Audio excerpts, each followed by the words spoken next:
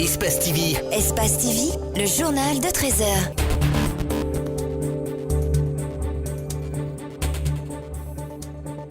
Bonsoir à tous, bienvenue dans ce journal à la une de l'actualité nationale. La 3e édition du Forum de l'étudiant guinéen a démarré hier au Palais du Peuple en présence du chef de l'État.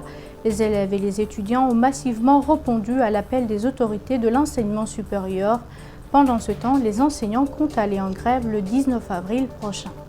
Le juriste Mohamed Kamara et le journaliste Mohamed Lamine Solano ont pris fonction hier au ministère des Affaires étrangères.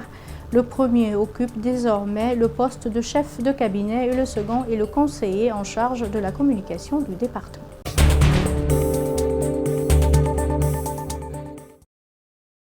C'est désormais officiel. Le syndicat national autonome de l'enseignement supérieur et de la recherche scientifique vient de rendre public son avis de grève à compter du vendredi 19 avril prochain.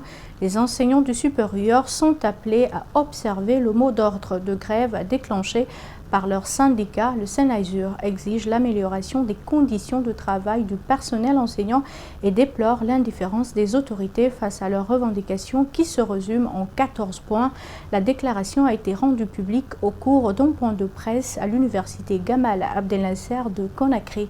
Abdoulaye Sadio Diallo et Yacouba Traoré y étaient suivis. Le syndicat national autonome de l'enseignement supérieur et de la recherche scientifique décide de déclencher une grève générale et illimitée dans toutes les institutions d'enseignement supérieur et les centres de recherche scientifique à compter du vendredi 19 avril 2019. Le SENASUR invite tous les travailleurs des UES et CRS à observer ce mot d'ordre de grève jusqu'à la satisfaction effective des différents points de revendication. Notable dit, le mot d'ordre de grève ne sera suspendu ou levé qu'après consultation des différentes structures de base du SENASUR. Au même moment débutait au Palais du Peuple la 3e édition du Forum de l'étudiant guinéen.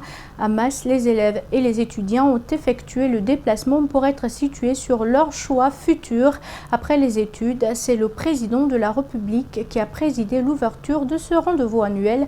Il vise à donner de larges informations aux élèves sur comment faire un bon choix une fois à l'université. Compte rendu Malik Sangana Kamara et Elseni Kamara.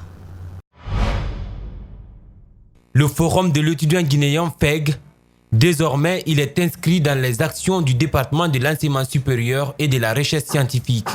Il est organisé depuis 3 ans et son objectif n'a pas changé, précise le ministre Abdoulaye Yero. Le Forum de l'étudiant guinéen est donc un espace unique, une plateforme destinée à fournir aux futurs bacheliers et étudiants guinéens plus d'informations sur les programmes de formation, les conditions d'orientation, les cursus, les filières porteuses, les diplômes et les débouchés en termes d'emploi et d'auto-emploi. Le forum s'inscrit donc dans le cadre de la qualification et de la formation des élèves et étudiants guinéens dans un monde ouvert et en perpétuelle mutation. C'est pourquoi, à chaque édition du Forum des étudiants guinéens, nous travaillons à améliorer le contenu. Les initiateurs, au-delà de l'organisation de cet événement, tirent des leçons, rectifient les ratés et proposent de la nouveauté à chaque édition. C'est le cas de cette année aussi. Vous aurez droit cette année, en plus des traditionnels panels, ateliers de formation, prestations scéniques pour n'en citer que ceux-là, au programme de masterclass, dont l'un sera animé, avec sa permission bien sûr, par Monsieur le Président de la République. Il parlera de son parcours et leur produira des conseils. Le choix des thèmes, en tout cas, lui revient. C'est très bien ce que vous faites, de les informer sur les différentes possibilités. Cette action pédagogique est extrêmement importante. Mais ensuite, il y a une deuxième action pédagogique, c'est de rencontrer chaque étudiant, de leur expliquer en fonction de leur capacité dans telle ou telle matière, quel est leur intérêt. C'est-à-dire, s'ils sont très forts en physique ou autre, on dit vous pouvez aller dans tel secteur. Ça, c'est la deuxième phase. Mais il y a une troisième phase qui est la responsabilité de l'État.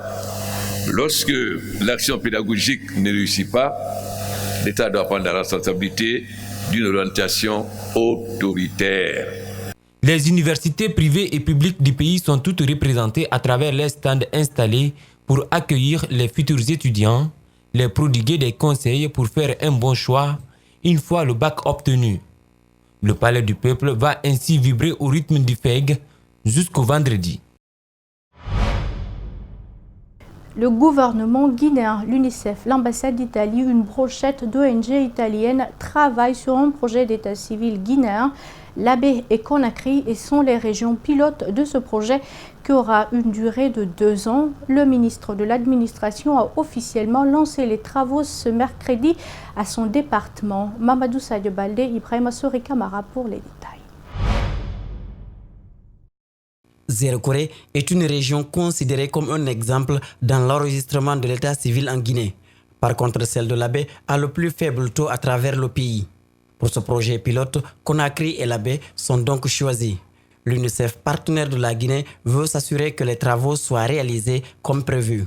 Nous ne serons que là pour pouvoir assurer que le gouvernement guinéen a un état civil moderne, universel, fiable. C'est tout l'intérêt que nous avons, qui est le même que celui de l'État guinéen.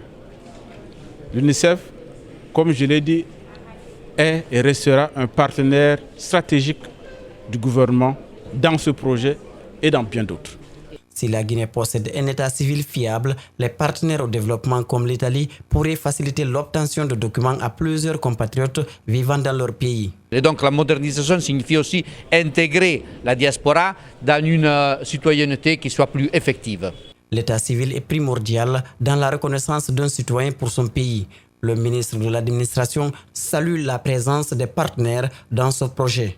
Le gouvernement guinéen et l'ambassade d'Italie en Guinée, avec également l'UNICEF Guinée et, n'est-ce pas, une belle brochette d'ONG italiennes évoluant en Guinée. Monsieur l'ambassadeur vous l'a dit tout de suite, le bon citoyen qui se trouve dans les règles est celui-là qui dispose de documents d'état civil normaux. Le montant débloqué, sa gestion, les prérogatives de chaque partie prenante sont détaillées par Alessandra Pierre-Mattei. Un projet qui a de 2 400 000 euros et une partie ça sera géré pour l'UNICEF, 1 600 000 euros et 800 000 euros ce seront gérés pour les ONG italiennes. Donc en effet on a partagé les compétences. Si le projet aboutit, il n'est pas exclu que les partenaires puissent le dupliquer dans d'autres régions du pays. Dans le même registre, le gouvernement italien a octroyé un crédit d'aide de 20 millions d'euros à la Guinée. Cette somme sera investie pour l'exécution du projet de soutien au système sanitaire national. S'il s'agit de construire, de réhabiliter et d'équiper certains hôpitaux du pays, la cérémonie de lancement de ce projet a eu lieu ce mercredi à Conakry. Elle a été présidée par le ministre de la Santé. Reportage Bintou Traoré et Ibrahima Souma.